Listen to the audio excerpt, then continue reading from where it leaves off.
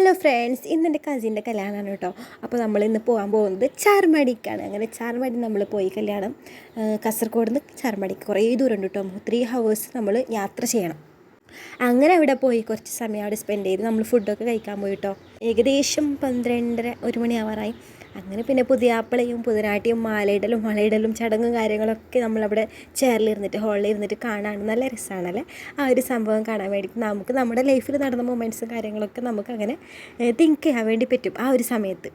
അപ്പോൾ നമുക്ക് അവരെ കാണുമ്പോൾ നമുക്ക് നമ്മുടെ ലൈഫിലെ കാര്യങ്ങളൊക്കെയാണ് നമുക്ക് അപ്പോൾ ഓർമ്മ വരുന്നത് അല്ലേ. അങ്ങനെ നമ്മൾ അവിടെ നിന്ന് കസിൻ്റെ കല്യാണം ആകുമ്പോൾ ഹോളിൽ മാത്രം പോയി വരാൻ പറ്റില്ല.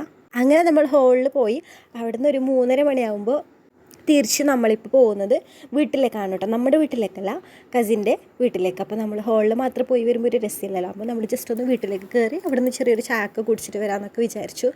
വീടൊക്കെ നോക്കി. കുറേ വർഷമായി നമ്മൾ മുമ്പ് ഒരു കല്യാണത്തിന് പോയതായിരുന്നു കേട്ടോ. 5 വർഷം മുമ്പ് പോയതാണ്. അപ്പോൾ അതിന് ശേഷം പോയിട്ടില്ല. കുറേ ദൂരമായത് കൊണ്ട് അങ്ങനെ പോകാനും വലിയൊരു പ്രിപ്പയർ ആകുന്നില്ല. അങ്ങനെ നമ്മൾ പോകുമ്പോൾ അല്ലെങ്കിൽ നല്ല രസമാണ്. ലോങ് ട്രിപ്പൊക്കെ പോകുമ്പോൾ നല്ല രസമാണ്. പക്ഷേ എൻ്റെ 2 കുട്ടികൾക്ക് പനിയായത് കൊണ്ട് എനിക്ക് വലിയ രസമായിട്ട് തോന്നിയിട്ടില്ല. 2 ആൾക്കും പനിയാണ്. ഇല്ലെങ്കിൽ ഇവിടെ തുള്ളിച്ചാടി കളിച്ചേ. അങ്ങനെ നമ്മളവിടെ പോകാൻ ഏകദേശം ഒരു 1.5 മണിക്കൂറിൻ്റെ ദൂരം അവിടെ നിന്ന് ഹാളിൽ നിന്ന് തന്നെ വീട്ടിലേക്കുണ്ട്. എന്നാലും കുഴപ്പമില്ല, വീട്ടിലേക്ക് പോകാണ്ട് ഒരു രസമില്ലല്ലോ. അങ്ങനെ നമ്മൾ ഇന്ന് ഫുള്ള് യാത്ര ഉണ്ടായിരുന്നു. രാവിലെ 9 മണിക്ക് ഇറങ്ങിയതാണ് കേട്ടോ. നമ്മൾ വീട്ടിലേക്ക് എത്തുമ്പോൾ തന്നെ ലേറ്റ് ആവും എന്നുള്ള കാര്യം ഉറപ്പായിരുന്നു.